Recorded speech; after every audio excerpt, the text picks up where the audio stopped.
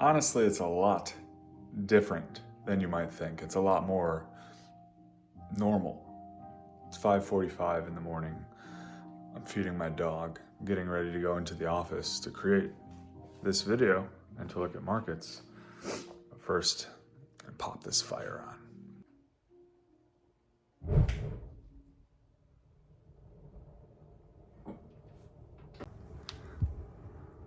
That's a nice way to start the morning.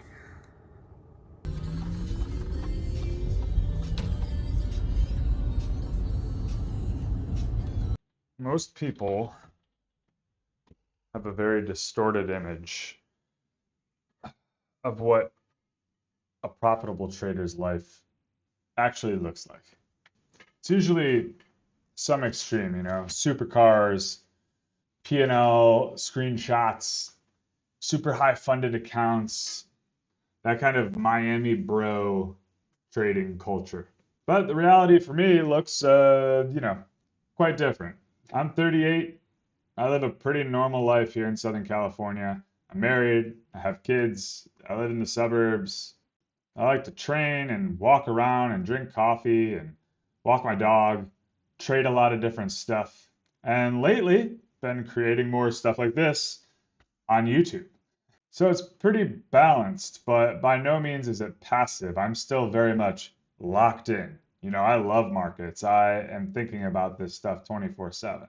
I still take trading and this life very seriously, and that's something important to say out loud because a lot of people, it doesn't seem like they treat it that seriously, yet they expect amazing things. I think people have the wrong assumption that if you make it in trading, that all of a sudden you just get to kick rocks and hang out all day and walk around. But that's not the case. Once you make it in trading, it's like when they talk about the black belt in jiu-jitsu. It's once you get the black belt, that's when the journey really starts.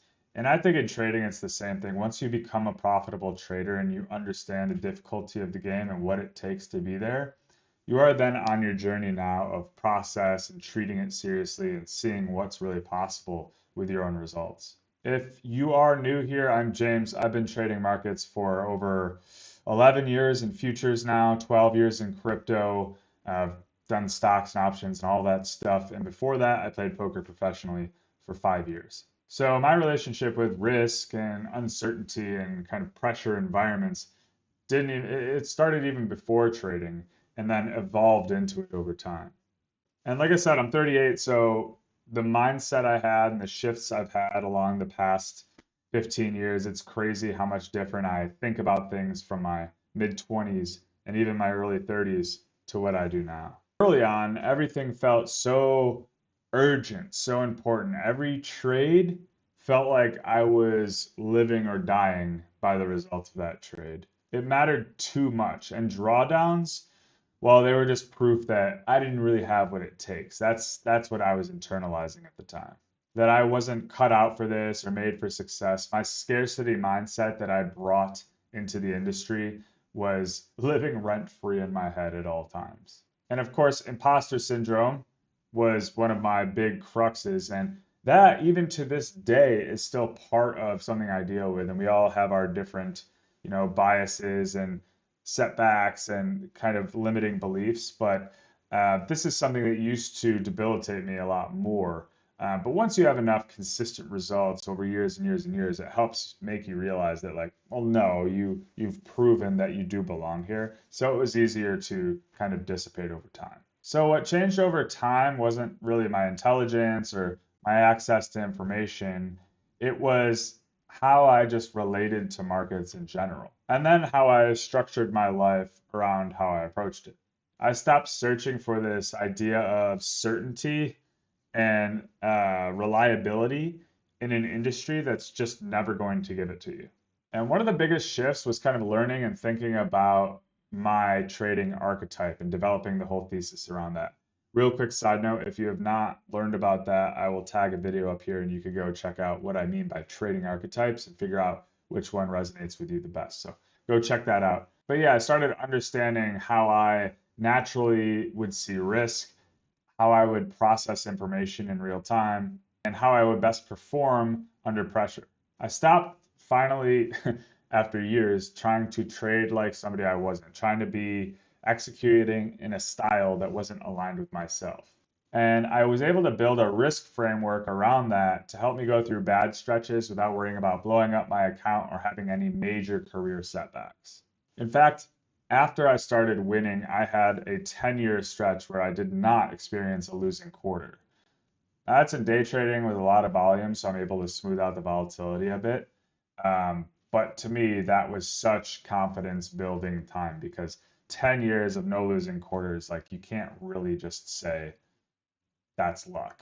Anyway, that alignment is everything. When you're aligned externally, internally, and with the markets, you're going to stop any terrible spiral from happening. Well, you'll prevent it a lot more often anyway.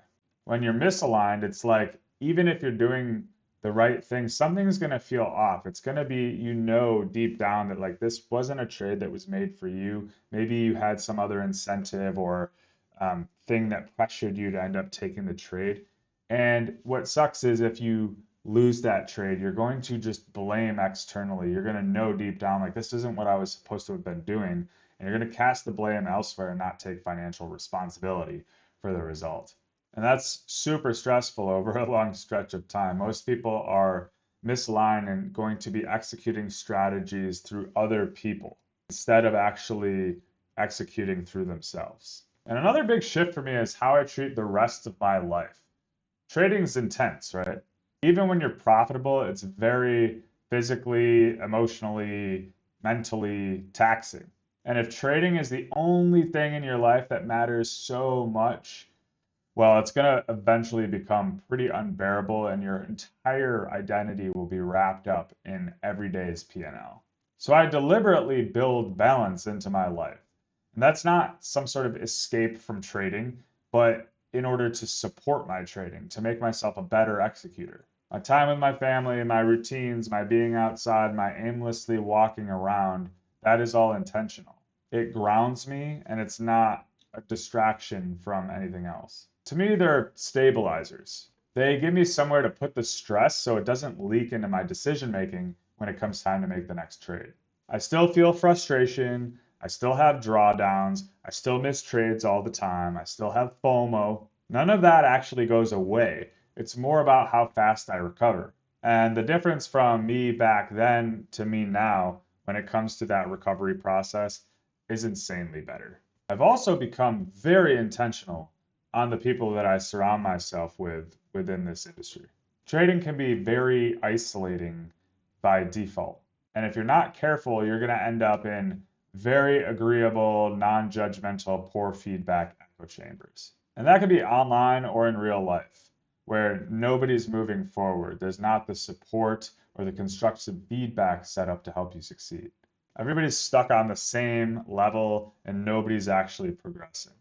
I wanted the opposite. I wanted people who were actually way ahead of me in this whole process. People who had traded through years, decades, multiple different regimes. And people who could kind of call me out without it actually becoming some sort of weird ego battle. And that kind of environment will very much change you over time because osmosis is real and you want that rising tide to lift all boats. So you really start thinking differently without realizing it. And that's something a lot of people underestimate. They think that this newfound edge is coming from some charting or tools or this new setup. But in reality, it's coming a lot from perspective shifts over time. One thing I've fully accepted that markets are never going to be comfortable. They change regimes all the time, they rotate, they're noisy, they punish certainty. You're going to have high seasons come, low seasons come, and you're going to have to experience all of them. There will be no permanent state of ease. And once you accept that, you're able to stop trying to expect things to settle down to live your life, to like, oh, once this happens, I'll be able to live that life I want to live. You're able to just start doing it now. And that acceptance was huge for me. I stopped trying to time my happiness around some market condition or my profit on the day or the week or the quarter, or whatever it was. I actually learned how to live a normal, meaningful life inside a volatile environment, not trying to just escape it. And that's the part that a lot of people don't really grasp, is that you don't conquer markets by eliminating the discomfort. You conquer them by learning how to function well within them. So these days, I respect markets very, very deeply. I don't feel entitled to some returns. And I don't assume I deserve or am owed anything from anybody. I focus on what I can control. I focus on my process. I focus on my risk management. And I just want to stay in the game for a long time. To me, the real flex in all this is longevity. Still being here after 10 years, still engaged, still profitable, still improving. And that ultimately matters to me more than any like random screenshot of a P&L will. And I genuinely think this path is available to way more people than they actually think. And not everyone is going to choose that path because it demands more time than I think they think it's going to take. It's going to demand time, it's going to demand humility, the ability to take setbacks. But if you're willing to pay that price to build a real process, align with who you are, and to keep working on yourself over time, and not just working on a strategy, this can give you an incredible amount of freedom. The freedom that you're really searching for. It's not the freedom from working per se, it's the freedom of choice, the freedom of time, the freedom to build that life that you actually want. All, by the way, while participating in one of the hardest games in the entire world. And that is what it looks like for me. It's not flashy, it's not perfect, but it's real, it's sustainable, and to me, it's worth it. So if you made it here, thank you. It's an interesting reflection, and I want people to understand that it's not always about the crazy life that people put out there online. If you want to talk to more normal people like us, come join the Risk Cabin. I think we got like 600 or 700 people over there now. The link is in the description below, and if you want to work with me, it's also there on the link tree. And again, this isn't financial advice. This is just pure entertainment purposes only. But I want everybody to know you do have a chance of making it in your own way and building the life you want. All right, we'll talk soon. Cheers.